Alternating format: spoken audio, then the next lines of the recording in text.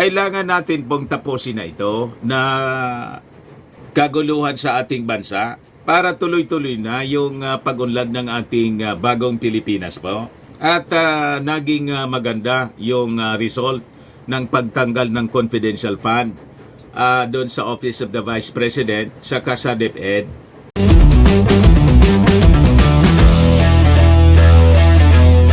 Ito yung magandang balita mga kababayan para sa ating mga mamamayang Filipino.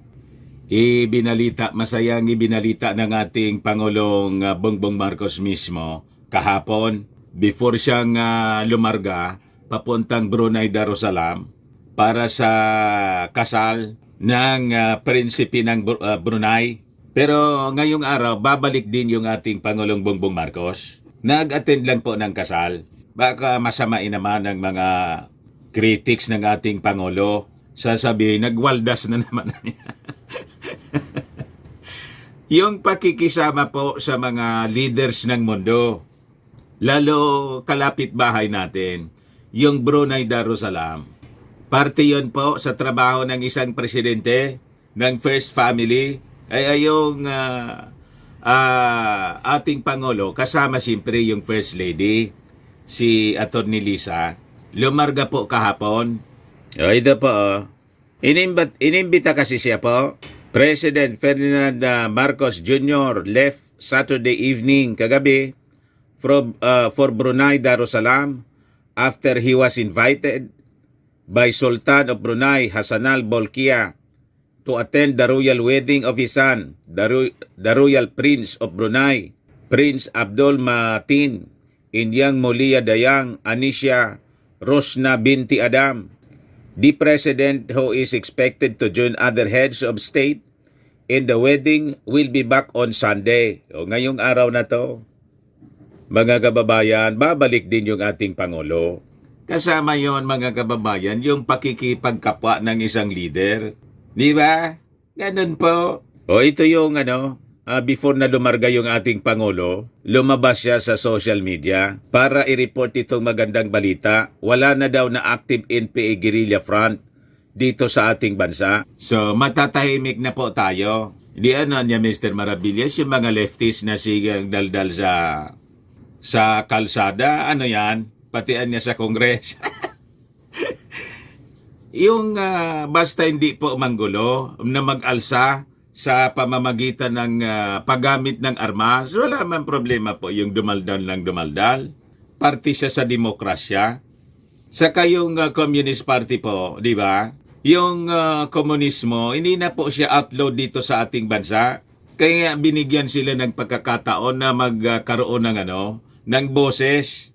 Yung mga allied sa kanila, sa kanilang mga pananaw and ideology, pwede nang dumaldal sa makipagdiskusyon sa Congress. Yung paggamit ng armas, yun ang hindi po pwede mga kababayan. Pero yung dumaldal lang ng dumaldal, walang problema yun sa atin.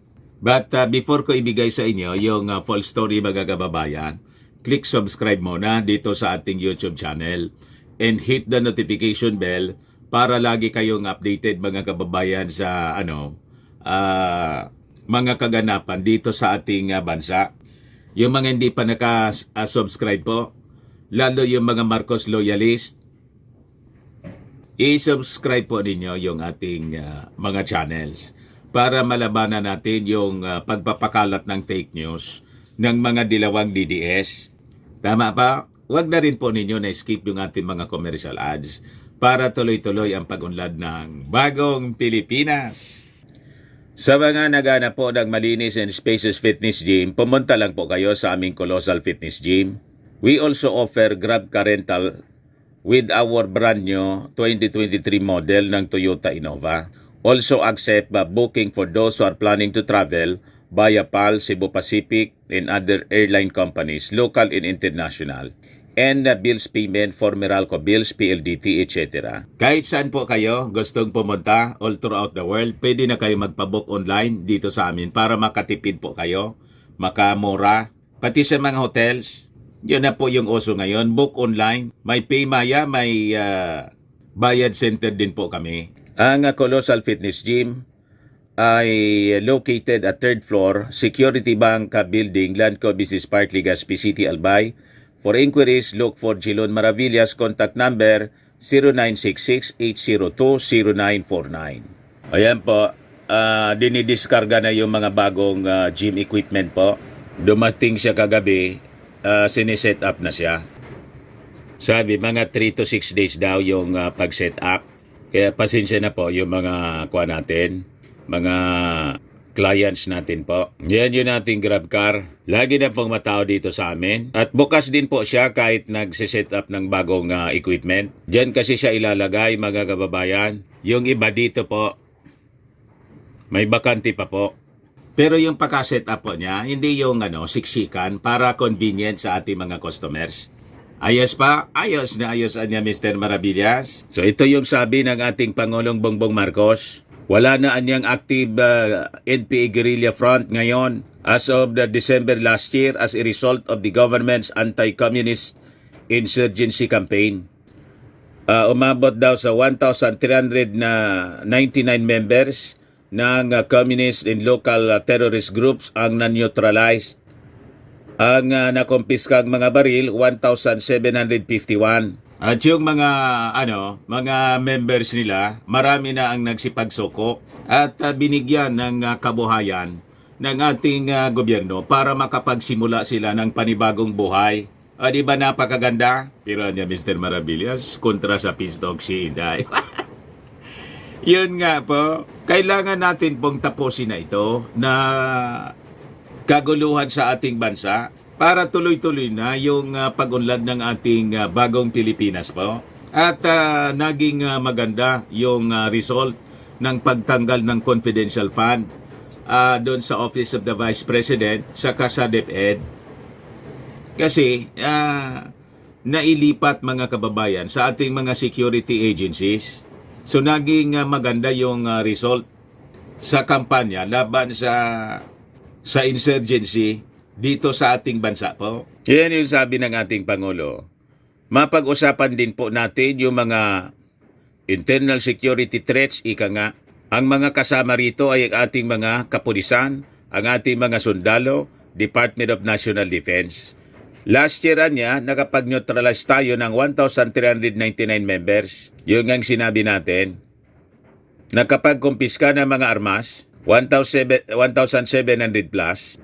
Ngayon anya, maaari na nating ma-report na wala ng active NPA guerrilla front as of December 2023. Ito anya sa tulong ng ating armed forces, PNP, at intelligence agencies.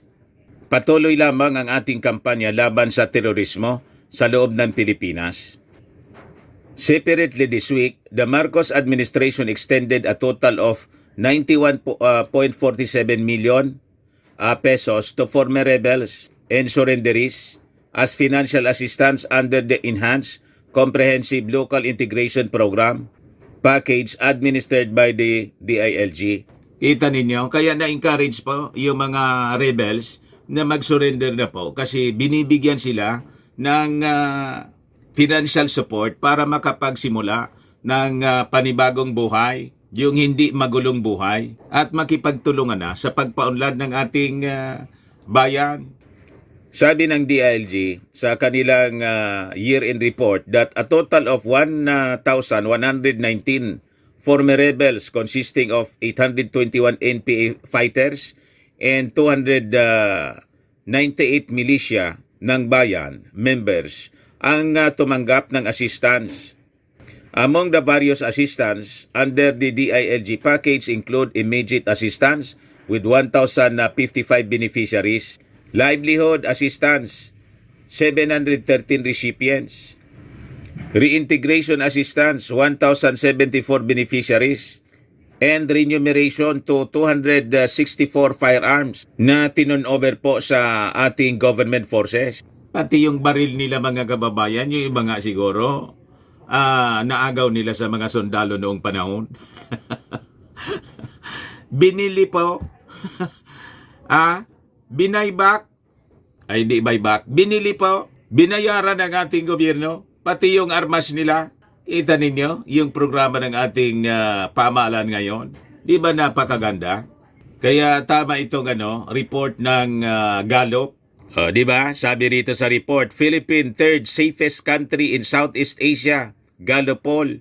Pangatlo na siya na pinakaligtas, mga kababayan, according to the Philippine National Police, citing the latest survey of American analytics firm Gallup. Sabi po ng Gallup, Law and Order Index for 2023, the Philippines ranked third with a score of 86, only behind Vietnam's score of 90 and Indonesia's 90. Nakita ninyo mga kababayan? Yan po ang yan ang strong leader. Ang strong leader po, hindi man yan nasusukat doon, nakikita sa mga pagmumura at pagyayabang po. Ang ating Pangulong Bongbong Marcos, wala kang marinig na yabang. Nire-report lang niya po ang kung ano yung mga accomplishments natapos ng kanyang administrasyon para malaman ng ating mga mamamayang Filipino. Di po ba? Yan man lang po mga kababayan yung ating short video. Baka lang gusto ninyo itong itry. Fairmax Firming and Lifting Cream, pinapahid po sa mga pulses and affected area. Mainam po sa paninigas na mga kaso-kasuan. Ito naman po, Automax Radiant Serum. Sa mukha naman yung application. Anti-aging po siya. You will look 10 years younger than your age. Sa mga cancer patients naman po, baka lang gusto ninyo itong itry. Ningxia Red Mix Fruit Drink. Ini man po siya gamot, food supplement siya. Kaya lang gawa siya mga kababayan sa goji berry. Yung goji berry may anti-cancer properties. Ayos pa? O yung mga inquiries ninyo, dumiretso na lang kayo sa aming messenger sa Facebook para masagot namin agad. Ako po si Dante Maravillas. Bye-bye po. God bless.